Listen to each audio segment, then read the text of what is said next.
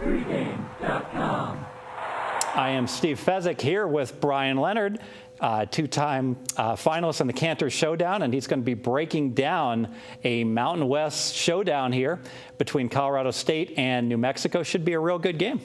Yeah, it definitely is. And you know, Mountain West, I think New Mexico right now is a top 25 team. I think they're their only team right now ranked, but there's a lot of good teams in this conference. And Colorado State, just the other day, were good to me. I got some late foul shots in that game against UNLV, and I was able to win with Colorado State. But you take a look, you know, being out here in Las Vegas, we see it. I go to just about all the UNLV games, so you're able to see these teams. You know their style of play. Colorado State is a team that plays a nice zone defense, and they're a great rebounding team. In fact, they've out-rebounded every single team they've played all season long. New Mexico is a team that more helter-skelter type of offense. Not a great shooting team, but they hustle. This is a team that plays very good ball. They put up second chance shots. They're also a good rebounding team, but I think they're going to have rebounding problems against Colorado State here. There's currently only one number out as we tape this, 129. Yeah, total 129, yeah, side 5.5. Yeah, right? I assumed it was going to be about in the 130 range. So this is something right here where we're still qualified for a play. But, you know, New Mexico's 9-1 straight up and home this year. The only loss was a shocker to South Dakota State. But take a look at the schedule.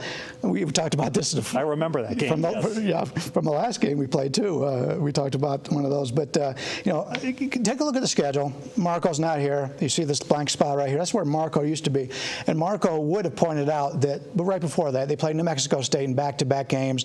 Then they got to go on the road and play Cincinnati. So talking about a sandwich spot right there for New Mexico, it was a sandwich spot. They completely took them for granted, thought they were going to beat South Dakota State. And you could tell that they took them for granted because they go into Cincinnati, pretty good team, and win that game on the road. But I like the under here because you've got both teams, very good rebounding teams. Just the style of the play, I think, sets up here for an under. Points are going to be hard to come by. You know, one thing I noticed is they've got a common opponent, UNLV.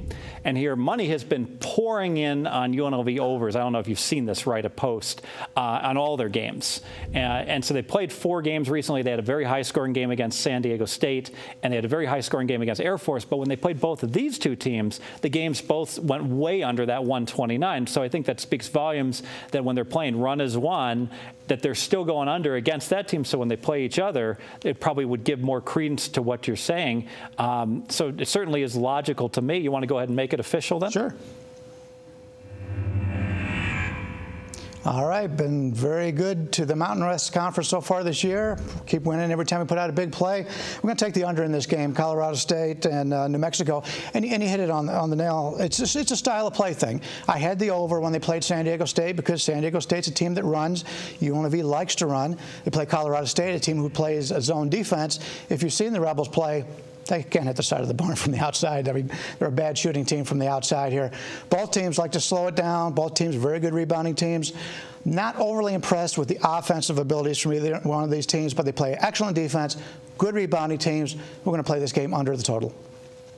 Very good. And I think another thing that I like about that is both these teams, I think, had a recent overtime game. So if you're just looking at final scores, it looks like they've been higher scoring than they really should have been.